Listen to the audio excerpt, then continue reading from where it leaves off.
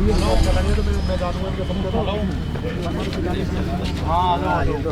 राम।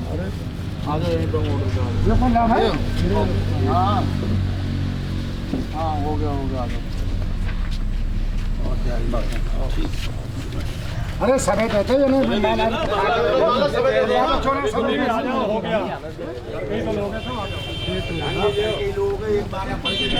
प्रधान जी दो एक माला तुम भी दो। अरे प्रधान जी क्या हाल है? प्रधान जी मैं बता भाई। कुलदीप लो आ जाओ।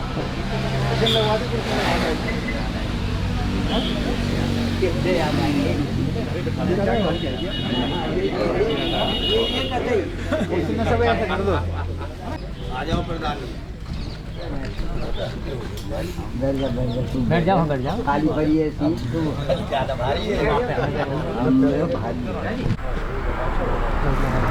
लाइव लगा लो।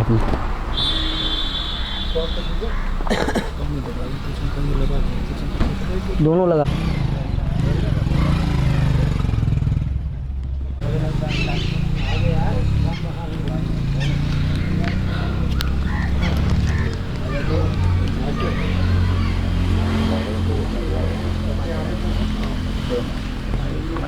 मुंशी जी आ जाओ।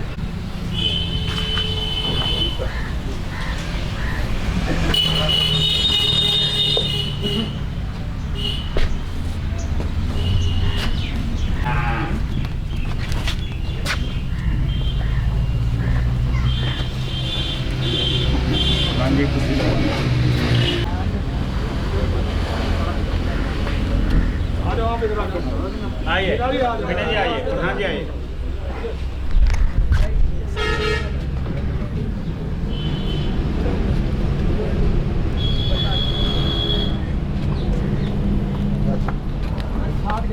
अंदर रख रखो हम रख रखो गाड़ी पहना जा रही।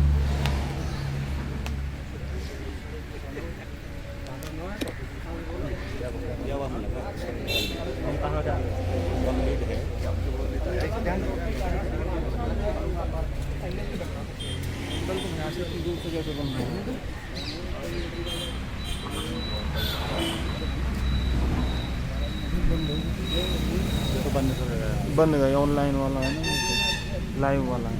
ठीक है लाइव वाला अंदर रख रखो गाड़ी करनी जा रही।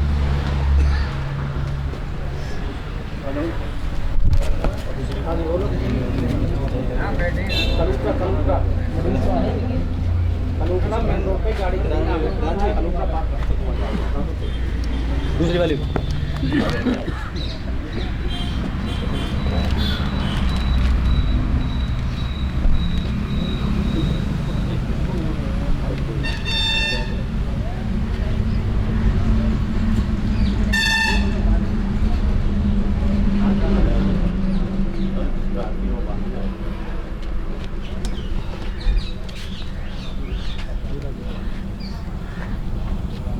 पीछे पीछे देखें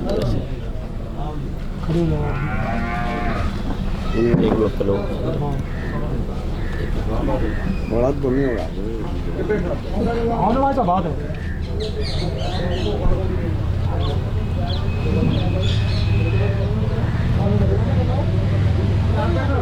वैसे कर दो ना चादर की तरफ। आ जाओ। हाँ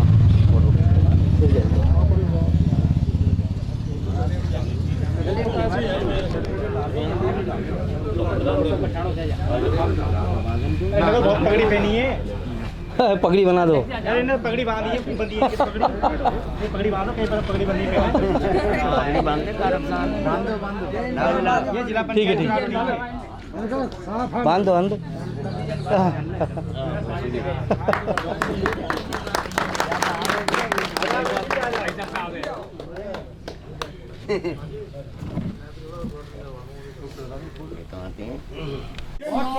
ये तो अंग्रेज समय में अंग्रेज जमाने में बनूंगा, अंग्रेज जमाना, अंग्रेज जमाना। और उसके बाद नवीनीकरण वाला प्रस्ताव कब आया और कब हुआ, जब आप कह रहे हो आधा खोद गए पूरा पैसा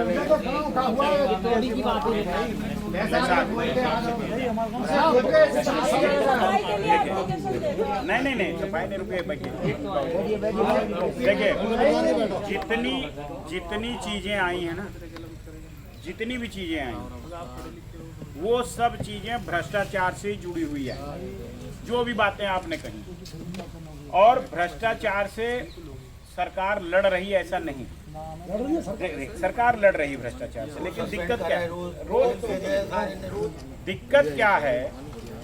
आप एक जागरूक नागरिक होने के नाते आप संघर्ष करते रहे अकेले। मैं कहता हूँ, मैं जानता हूँ जब हमने भी शुरू में संघर्ष किया ना, आंवले का दाम जिले में कैसे निर्धारित होगा, हमारा शोषण नहीं होगा, तो मेरे ही किसान बंधु हमसे कहते थे ससुर भाग जाएगा दिल्ली, यहाँ फंसा जाएगा। ऐसा ही होगा। लड़ाई मैंने 7 साल लड़ी। 7 साल के बाद आज की डेट में हमारे फूल के समय जो है नीलामी लगती है। हम फसल नहीं बेचते, हम फूल बेचते हैं। गर्जो रामदेव आओ लेके जाओ, गर्जो रजनीश बाबू आप लेके जाओ, कलकत्ता के व्यापारी आओ, किसी को आओ, ठीक है बाबू जी। दिक्कत क्या है?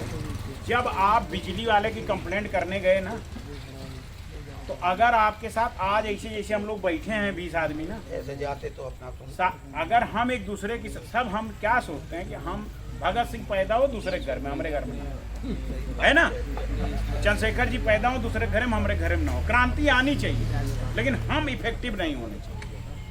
तो अगर हम सामूहिक नैतिक जिम्मेदारी अपनी बना लें कि भ्रष्टाचारी को उखाड़ के फेंकना है, मैं दावा करता हूँ आप कंप्लेंट करिए और सारी कंप्लेंटों को करिए, और जितने लोग यहाँ बैठे हैं सिर्फ इनमें से 10 लोग साथ रहेंगे आखिरी तक। सस्पेंड ना कराऊँ तो मेरा नहीं, लेकिन उसके लिए लड़ना पड़ेगा, लड़ना पड़ेगा, उसके लिए लड़ना पड़ेगा। ये जो व्यवस्था है ना, आपके पास फ्री के वकील हैं, मैं आपको बता दूँ बाबू, आपके पास फ्री में वकील हैं, इस पे लगवाइए RTI, मैं लड़ूंगा मुकदमा, और ना जेल भेजवाऊं सबको, तो कहना लड़ना पड़ेगा। कारण क्या है? भ्रष्टाचार हमारी नसों में है, और क्षमा कीजिएगा, क्षमा कीजिएगा, आप लोगों ने भी उसको बहुत बढ़ाया। पहले हम गैस लेने जाते थे तो मैं अपने स्वर्गीय पिताजी से लड़ता था। वो कहते थे 20 रुपए देना, वो तुमको दीवार के बगल वाली लाइन से जल्दी कर देगा। जब हमने कहा ना, मैं लाइन में पूरा लगा, तो हमको गरियाते थे कि साला ये हरिश्चंद्र बन रहा। तो कारण क्या है? भ्रष्टाचार सिखाया आप ही लोगों ने, आपसे मतलब आपने, मतलब हम ही, हमारे समाज से। और उसके लिए जब हम खुद लड़ेंगे, देखिए माहौल बनने लगा, भ्रष्टाचार के खिलाफ बनने लगा है, सफाई के लिए बनने लगा है। मेरा ये नहीं मतलब है कि कोई आदमी परिपूर्ण है, क्योंकि देखिए ये सब जितने कोड हैं ये तो 14 पहले के ही है ना। अब हम उम्मीद करें कि युवाएं हैं तो जो ये भी है वो भी कर दें, गड्ढा मुक्त वाला भी निपटा दें और हाईवे भी बना दें, तो समय लगेगा जो समय लगेगा उसमें सुधार। लेकिन जो तमाम चीजें हैं, सामाजिक सुरक्षा तो व्यवस्थित हो गई, लॉ एंड ऑर्डर में तो कोई दिक्कत नहीं है, कहीं मोटर तो नहीं खोल ले जा रहे हैं सब जैसे पहले करते थे। मोटर खुल जाएंगे, बाकी क्षेत्रों में कह रहे हैं नहीं खुल रही, आपके यहाँ मतलब ज्यादा ही समस्या है। ठीक है, हम सब लोग मिल के लड़ेंगे। देखिए हम कहीं और तो नहीं सुनने को मिल रही है,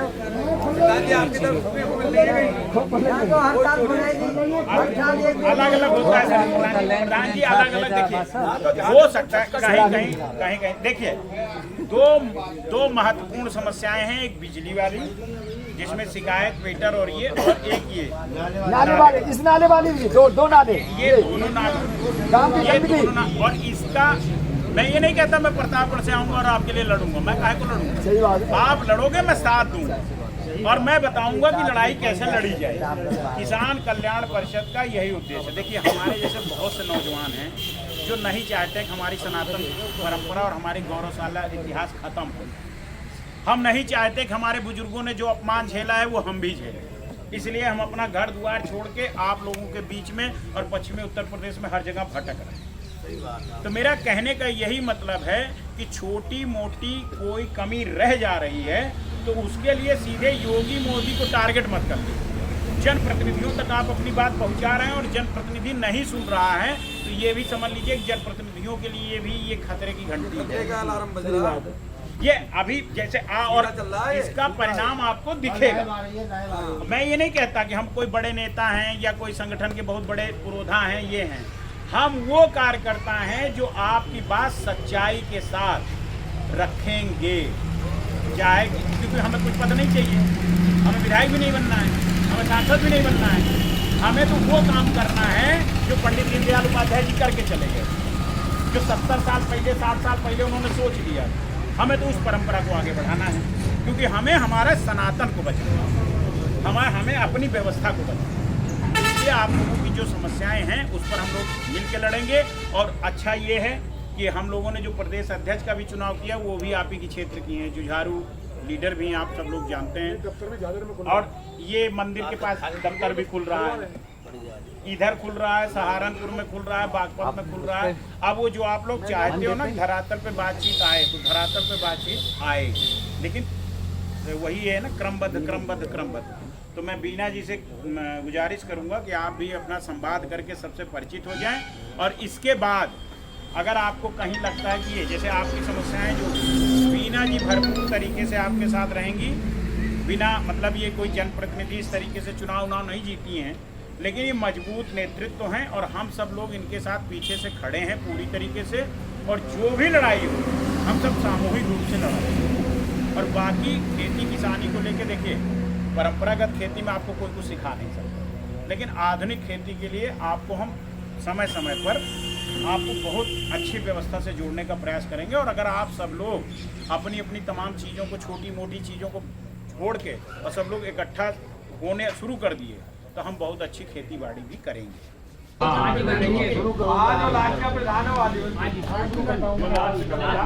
दिल्ली में आपकी पीढ़ी दर पीढ़ी चल रही है माहौल, जहाँ खत्म हो गई वहाँ तो प्रधानी जो लास्ट वाला तो वही चल रहा है। सभी नौजवान साथियों, मेरे बुजुर्गों, सभी का मेरा प्रणाम। वैसे तो सब जनप्रतिनिधि चेहरे बैठे, मेरे गुरु भी बैठे, मेरे बड़े भी बैठे और पड़ोस में ही गाँव है मकसूदपुर। आप लोगों के बीच में बड़ा हुआ हूँ, बना हूँ, खेला हूँ, कूदा हूँ, तो बाकी तो कुछ बचाने की ज़्यादा जरूरत नहीं है। लेकिन आज जिस मुहिम पर हम निकले हैं, ये जो हमने किसान कल्याण परिषद का गठन करा है, ये माननीय प्रधानमंत्री जी की जो जन कल्याण योजना है, जो गांव-गांव तक नहीं पहुंच पा रही है, और माननीय योगी आदित्यनाथ जी और एक हमारे कुछ लोग दूसरा मुखौटा लगा के जो भोले वाले हमारे किसान अन्नदाता को गुमराह करके रोड पे बैठा रखा है, उसमें एक हमने मुहिम शुरू करी है कि किसान कल्याण परिषद के द्वारा कि गांव-गांव जाकर, प्रदेश जाकर, तहसील तक जाकर, पंचायत तक जाकर जितनी भी योजनाएं माननीय प्रधानमंत्री जी की, उनको अपने भोले वाले किसान के पास पहुंचाया जाए कि वो किसान को लाभ मिल रहा है या नहीं मिल रहा है, क्यों नहीं मिल रहा है। हमारी वजह से, किसानों की वजह से नहीं मिल रहा है। सब लोग तो पढ़े लिखे हैं नहीं, ये बटन चल गए आजकल दबाने नहीं आते, कुछ को इसके कारण, कुछ अधिकारियों के कारण। तो हमने किसी उद्देश्य से ये संगठन का गठन किया है और जन कल्याण योजना को पहुँचाने का काम करा। हमने उत्तर प्रदेश की जो अध्यक्षा चुनी है, आपके बीच की बेटी है मीना भाभी जी, ये उत्तर प्रदेश के अध्यक्ष बनाई है ये किसान कल्याण परिषद की, कि जो क्षेत्र को जागरूक कर सकें और जितनी भी लाभकारी योजना गांव-गांव तक, गरीब की, परिवार की, किसान की, सबकी योजना जो गांव-गांव तक जा सके, ये हमने गठन करा है। और सभी को नमस्कार। बाकी आलोक पांडे जी हैं, हमारे राष्ट्रीय महामंत्री जी हैं, प्रतापगढ़ से हैं, बहुत दिन से हमारे साथ बीजेपी के राष्ट्रीय मंत्री रहे हैं और विस्तार से चर्चा करेंगे और बताएंगे सब योजनाओं के बारे में। सबको राम राम। गंगा की दुआब से आया हूँ और आप लोग गुरु की धरती के हैं, इसलिए आप सबको नमन करता हूँ, प्रणाम। मित्रों, प्रधान जी को धन्यवाद दूंगा, फिर आप सम्मानित जनमानस किसान बंधुओं, क्योंकि ये त्यागी जी के पड़ोस का गांव है, इनका अपना जाना पहचाना गांव है। आप सब लोग भी एक दूसरे के साथ बहुत दिनों से जुड़े हुए। हमें सिर्फ 3 तरीके की बिंदुओं पर, मैं आप सबसे उम्र में कम हूँ, मैं ज्ञान बांटने नहीं आया, मैं एक ऐसा संवाद स्थापित करने आया हूं जो इस देश के यशस्वी प्रधानमंत्री जी और इस प्रदेश के गौरवशाली परंपरा को, सनातनी व्यवस्था को जिस तरीके से स्थापित कर रहे हैं आदरणीय योगी जी, उनके लिए और इस समाज में जो परिवर्तन आए हैं 14 के बाद और 17 के बाद, उस दरमियान के अनुभव आपके और हमारे, हम दोनों का दो अर्थी संवाद करके, और हो सकता है कुछ कमियां रह जाती हैं, जनप्रतिनिधियों से कमियां रह जाती हैं, तमाम चीज़ों से। अब प्रधान जी आपके अपने घर के हैं, 10 योजनाएं इनके पास आती हैं, सब तक कुछ पहुंचती हैं, कुछ नहीं पहुंचती, कुछ किसी कारण कमियां रह जाती हैं।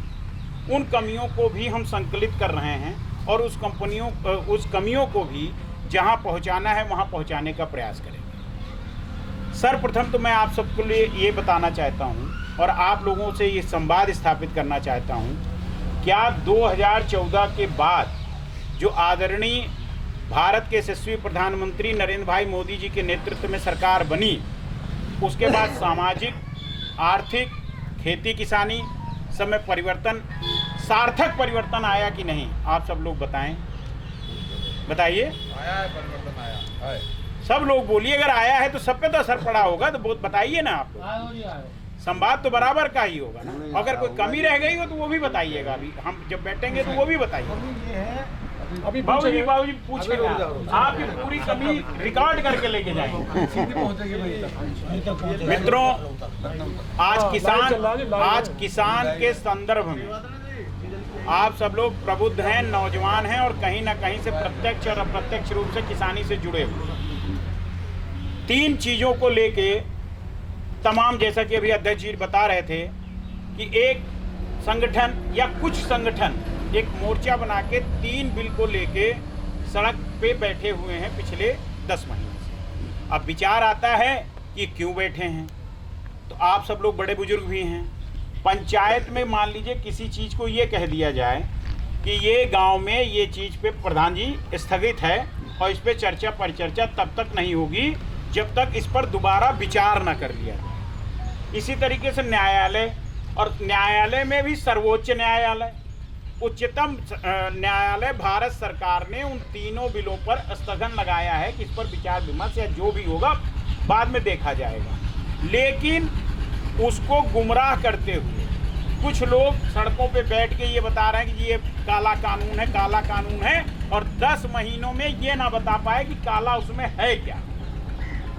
तो एक तो मैं इस बिंदु को आपके बीच में लेके आया हूँ। दूसरा, हमारे बहुत से नौजवान साथी ऐसे बैठे हैं, 2014 के पहले यूरिया, पोटास और तमाम तरीके खादों को लेने के लिए कई बार लाठी खाए हो कि नहीं खाए हो? खाई है जी, हैं? खाई है जी। 14 के बाद भी कोई खाए हो क्या भैया? नहीं खाई, हैं? नहीं खाई, बहुत फर्स्ट क्लास। 14 के बाद खाए कहीं? कोई नहीं जी, कोई नहीं। कोई काला बाजारी दिखी?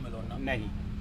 दूसरी चीज, मेरी उम्र के जो आपके बच्चे हैं, अगर वो दिल्ली पढ़ने जाते थे तो शनिवार और एतवार को भी गांव में ना आते थे। आते थे क्या? 17 के पहले आते थे। अभी सब लोग आ रहे हैं कि नहीं आ रहे हैं? कारण क्या है? बिजली भरपूर रह रही है। कई जगह बात आती है कि महंगी भी हो गई है। अब एक चीज ही बताइए, सरकार के पास जो पैसा आता है, सरकार कोई कमाती तो है नहीं, हमारे लोगों के टैक्स से ही, पैसे से सरकार हम ही लोगों पे कल्याणकारी योजनाएं लागू करती, तमाम चीज देती है। तो जब बिजली हम 20 घंटे की लेंगे और पैसे क्या 6 घंटे का दीजिएगा, न्यायोचित होगा क्या? ये सुविधाएं बढ़ेंगी। पहले जब आप गांव, आप त्यागी जी अभी बता रहे थे कि पहले जब ये वहां से दिल्ली जाते थे या आते थे तो 6 घंटे 7 घंटे लगता था। आप जब आप 25 मिनट और 35 मिनट में नोएडा और दिल्ली पहुंचोगे तो सड़क की सुविधा का तो कुछ तो मोल चुकाओगे ना, तो पेट्रोल और टाइम और टायर सब बच रहा है। तो मेरा कहने का मकसद ये है कि ये जो भ्रांतियां समाज में फैलाने वाले लोग हैं, आप मंथन कीजिएगा, मेरी बातें मत सुनिए। मैं हो सकता है भारतीय जनता पार्टी के कार्यकर्ता के नाते भी ये संगठन बना लिया हूं और आप लोगों के बीच में आ गया, घर जाइएगा आज आप, लेकिन मेरी बातों को आगे बढ़ाने के लिए खुद में विचार विमर्श कीजिएगा। क्या सुरक्षा थी क्या समाज में सबकी 14 से पहले और 17 से पहले? क्या उसके बाद तमाम चीजें जो घटनाएं घटी हैं और जो आपको गौरवशाली व्यवस्था मिल रही है, जो आपका मूल अधिकार है बहुसंख्यक होने के नाते, क्या वो निरंतरता रहेगी क्या अगर हम भ्रमित हो गए? 130 तरीके का आत्म मंथन और विचार मंथन कीजिए। यहाँ पे हमारे प्रबुद्ध लोग बैठे हुए हैं। 130 योजनाएं हैं भारत सरकार की जो ग्रामीण परिवेश के लिए हैं, किसान के लिए हैं, मजदूर के लिए हैं, महिलाओं के लिए। लेकिन हम स्वयं में कितनों की जानकारी रखते हैं? पहले तो जानकारी होगी तब ना किसी चीज का फायदा लीजिएगा। मान लीजिए कोई बीमारी है तो डॉक्टर के पास जाएंगे तो उसका उपचार तभी होगा जब बीमारी पता चलेगी। इसी तरीके से कोई भलाई हो रही है तो उस भलाई के बारे में पहले जानकारी तो लीजिए। भारत सरकार की वेबसाइट पे और उत्तर प्रदेश सरकार की वेबसाइट पे, कृषि मंत्रालय पे आपकी सारी योजनाएं हैं। प्रधान जी के लेवल पर भी बहुत सी योजनाओं का पटापेक्ष होता है, उनको आपको अध्ययन करना पड़ेगा। जैसे तमाम योजनाएं हैं जो डायरेक्ट मिल जाएंगी। अब किसान कल्याण सम्मान निधि ये डायरेक्ट मिल रही है, सब बहुत लोगों के खाते में आ रहा होगा पैसा। इसी तरीके से कृषि संयंत्रों पे उत्तर प्रदेश सरकार की तमाम संयंत्र खरीदने के लिए सब्सिडी है। अभी आज बहुत लोग कह रहे थे कि हमारी 5 हार्स पावर की मोटर थी वो 8.5 हार्स पावर कर दिया गया है। तो कोई जरूरी है बिजली से मोटर चलाना? सोलर में 70% की उपलब्धता मिल रही है। भगवान सूर्यदेव हम पर कृपा बनाए रखते हैं, बढ़िया सोलर पंपिंग लगवाइए ना। प्रगतिशील बनना पड़ेगा। क्या हो गया, घर बैठे सरकार बिल बनाते दिए 5 पावर 7 पावर कर देती। बाबूजी आज आपकी वो समस्या आई है, हम लोग उस पर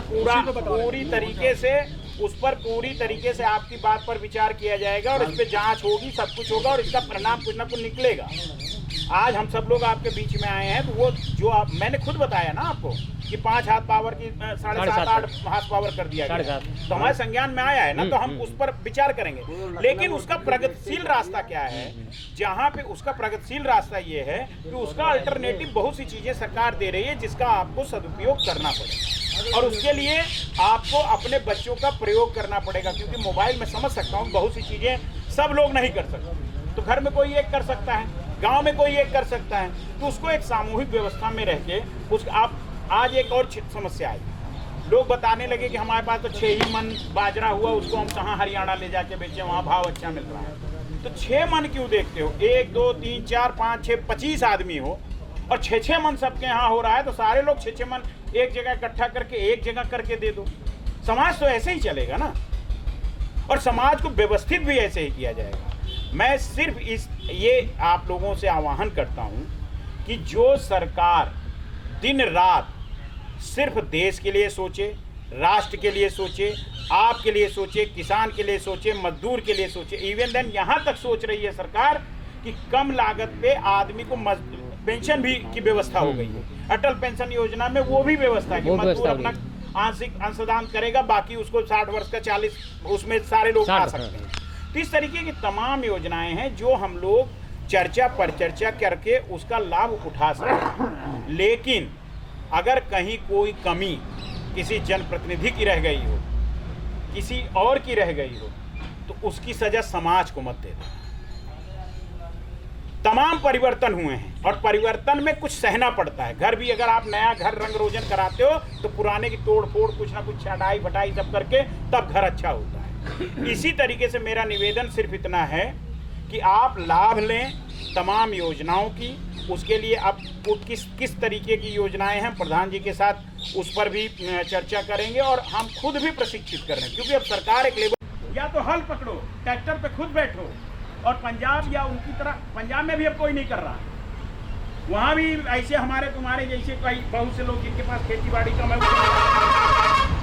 या तो खेत खुद करो और या तो जो ये नई व्यवस्थाएं चल रही हैं इनको अध्ययन करो, इनके साथ जुड़ो। और मैं अभी भी कह रहा हूँ जो आदमी पिछले 7 साल से एक दिन छुट्टी ना किया हो उसकी मंशा पे सवाल नहीं उठाया जा सकता। जो प्रधानमंत्री कभी भी देश, गुजरात को देख लीजिए आप, महाराष्ट्र को देख लीजिए, दोनों गांव का उदाहरण देता हूं, गूगल पे सारे लोग सर्च करना, और उनकी सहकारिता और हमारी सहकारिता का जन्म एक साथ हुआ और हम इसी तरीके से भ्रमित हो गए। उनकी सहकारिता अमूल जैसा प्रोडक्ट, विश्व के सबसे बड़ा प्रोडक्ट जो पनीर दूध दही सप्लाई करता है विश्व को, वो सहकारिता का ही मॉडल। कोई गवर्नमेंट आज तक ना उसमें एंट्री कर पाई है ना गवर्नमेंट हो सकती है। दूसरी चीज, सहकारिता का सबसे बड़ा फायदा समझ लीजिए, सहकारिता में गवर्नमेंट नहीं आ रही, एफपीओ बन रहा है उसमें गवर्नमेंट नहीं आ रही। एफपीओ में आप होगे 100 आदमी मिलकर अपना एफपीओ बनाओ, सरकार उसमें आपको 20 लाख रुपए तक अनुदान देगी। वो पैसा आपसे लेने वाली नहीं है सरकार, आपको वो एफपीओ चलाने के लिए दे रही है। आप महाराष्ट्र में नांदेड़ के पास एक गांव, वहाँ कपास की खेती है और कपास का जो बीज होता है उससे तेल बनता है। एक ही गांव में कपास, गांव की सहकारिता मतलब जो एफपीओ बनी है वही परचेज करती है, उस कपास अलग करती है, तेल वही गांव में ही बनता है, उसी गांव में तेल उसी गांव के लोगों को बेचा जाता है और उसका जो प्रॉफिट होता है वो भी उसी गांव के लोगों को जाता है। बाबूजी दिक्कत क्या है कि जब सहकारिता को लेकर भ्रांतियां थी तब लोगों को ये लगता, तब हमारे पास अशिक्षा थी इसलिए भ्रांतियां आई। कोई आप मैं एक वकील भी हूँ, किसान का बेटा भी हूँ, अच्छी आंवले की खेती भी करता हूँ, बता मेरे पिताजी की मृत्यु के बाद सारी खेती का जिम्मा भी मेरे ऊपर। मैं आपको बताना चाहता हूँ सहकारिता सबसे अच्छा व्यवस्था होती है। पहले बड़े बुजुर्ग बैठे हैं, एक के पास बैल होता था, एक के पास हल होता था, एक के पास जुआ होता था, आपस में कभी लड़ाई नहीं होती, मेड़बंदी की लड़ाई कभी नहीं होती। जब से हम प्रगतिशील के रास्ते पे चले और सब ने अपने अपने ईगो को बैठा के बैठ गए हैं, तब से ये दिक्कत आई। अगर मैं कह रहा हूँ आप भंडारण की व्यवस्था इस देश की पिछली सरकारों ने कुछ नहीं किया। आप मैं दावा करता हूँ, आप घर जाइए गूगल पे सर्च कीजिए, नहीं होता सरकारी वेबसाइटों पे सर्च कीजिए। 2014 के पहले देश की भंडारण की व्यवस्था देखिए और 2014 के बाद के देश की भंडारण की व्यवस्था देखिए। सरकार कहाँ इतना खरीद के, आप अभी भाई साहब ने कहा 35% खरीदी, आप सरकार के पास भंडारण की व्यवस्था नहीं है, जितनी भंडारण की व्यवस्था नहीं खरीदी। अब इस बार भंडारण की व्यवस्था और बढ़ेगी। पहले वालों ने कहते हैं कि हरियाणा ने एक दाना खरीद लिया। हरित क्रांति की पैदाइशी भूमि हमारी है और हरित क्रांति का सारा श्रेय और सारा फायदा वो 2 प्रदेश लेके गए हैं, इसको मानना पड़ेगा। सहकारिता की उपज हमारी थी, उसका फायदा गुजरात और महाराष्ट्र लेके गया। ये जमीन मेरे नाम की है, अगर मैं किसी के साथ कोई करार फसल पे करता हूँ तो मेरी जमीन कोई भ्रष्टाचारी को उखाड़ के देखना है। मैं दावा करता हूँ आप कंप्लेंट करिए और सारी कंप्लेंटों को करिए और जितने लोग यहाँ बैठे हैं सिर्फ इनमें से 10 लोग का आखिरी सस्पेंड न कराऊँ मेरा, लेकिन उसके लिए लड़ना पड़ेगा, उसके लिए लड़ना पड़ेगा। ये और हमको जागरूक भी होना पड़ेगा और चीजों को समझना भी पड़ेगा। एफपीओ में अब यहाँ कितने लोग बैठे हैं, सब पढ़े लिखे लोग। सहकारिता को बाबूजी ने 1 मिनट में झुकला दिया। एफपीओ के विषय किसी ने पढ़ा?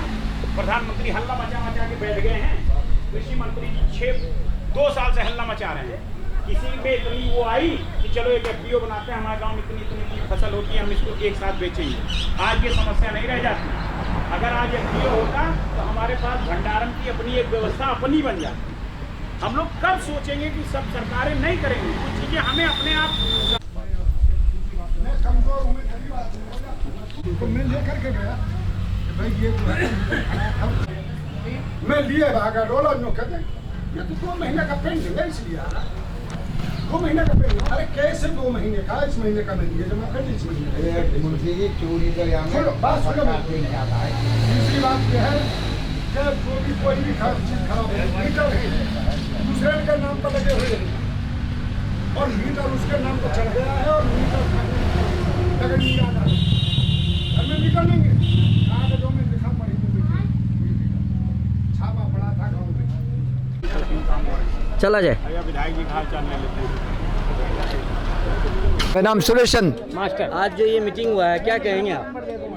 सही मीटिंग हुई है। हम सब लोग जागरूक करे हैं और जिन बातों की जानकारी नहीं तो उन बातों की जानकारी मिली है हमें और आगे के लिए आश्वासन दिया गया है और हमारी समस्या सुनिए, समस्या हल करने के लिए कहा गया है और आगे तक हाई कमान तक बात पहुंचाने के लिए इन्होंने आश्वासन दिया है।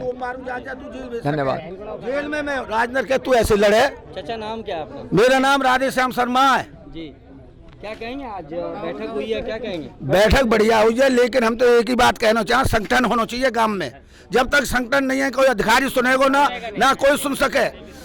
कितने योग भी फोन कर लो, जी एक मिनट से क्या कहेंगे, आज बैठक हुई है, क्या बोलेंगे? बैठक हुई है हमारे यहाँ पर, बढ़िया हुई है बैठक। उसमें ये है कि हमारी जो समस्या है उनका सही वो नहीं हो रहा। चल कोई बात नहीं, दे दिए, फोन दे दिए। हमारी समस्याओं का निराकरण नहीं हो रहा है। हाँ हाँ, न पुलिस सुन रही है, न ये सिंचाई विभाग सुन रही है, कोई नहीं सुन रहा। समस्या बताओ, समस्या क्या है? समस्या ये नाला, दोनों नाले बेकार पड़े हैं। फसल मरी पड़ी है, फसल मरी पड़ी है। 2000 बीघे मर गई, 2000-3000 बीघे रकबा मर गई। आज जो बैठक हुआ उसके बारे में क्या कह रहे हैं? उस बहुत बढ़िया बैठक है, सबने उनका निराकरण करने की बात कही है। जागरूक करा किसान, हमारा तो जानकारी नहीं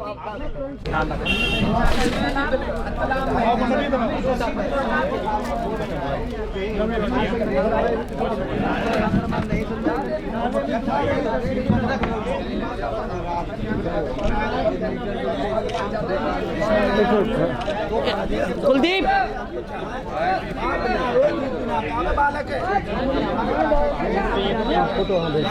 प्रधान जी का मोबाइल है, जानते हैं। अच्छा।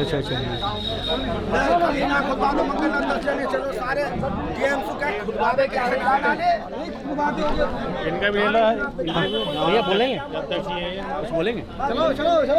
नहीं। आज जो ये बैठक हुई इसके बारे में आप क्या कहेंगे? किसान कल्याण परिषद का जो बैठक है जी, इसको आप कैसे देखते हैं?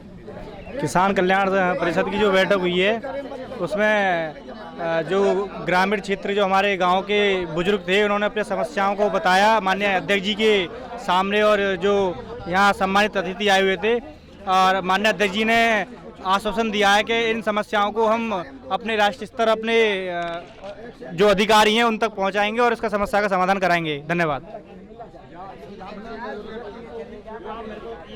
आज जो यह बैठक हुई है, ये कौन सा जगह है? ये कलूपरा गांव। क्या कहेंगे इस बैठक पर? ये मैं समझता हूँ बहुत अच्छी पहल है। ये हमारे प्रदेश का सौभाग्य है कि इस तरीके से आप लोग आवाज़ ऊपर तक पहुंचाएंगे। माननीय योगी जी और मोदी जी की योजना जो धरातल तक नहीं पहुंच पा रही हैं, लोग जागरूक नहीं हो पाए, जिन्हें इस विषय में जानकारी तक भी नहीं है। हम भी नहीं जानते हैं क्या क्या योजनाएं हैं, कुछ उसके विषय में जानकारी प्राप्त हो रही है। जागरूक करना, आपकी लड़ाई में भागीदारी निभाना, क्या लग रहा है कि इनकी सोच आपको फायदा पहुंचाएगी? निश्चित रूप से ये तो हम लोगों का सौभाग्य है कि इस प्रकार से आप लोग या ये संस्था इस प्रकार का ये कार्य लेकर चल रही है, तो निश्चित रूप से हम लोगों का भला होगा। इस तरह के प्रोग्राम लगातार जरूरत है। बिल्कुल जरूरत है साहब, बिल्कुल जरूरत है। कोई भी संगठन इस तरीके से धरातल पर काम नहीं कर रहा है। मैं यहाँ तक भी कह सकता हूँ कि पार्टी के भी हमारी के सचिव हैं, एक बार आप संगठन है, कैमरे के सामने उनसे निवेदन कीजिए। आइए। आश्वासन दे दें, हम भी गए 5-6 आदमी गए। आलोक सर, निवेदन कर रहे हैं कुछ क्या? इस तरह के मीटिंग लगातार होने की जरूरत है। हाँ बिल्कुल ज़रूरत है, और गांव-गांव में होने की ज़रूरत है।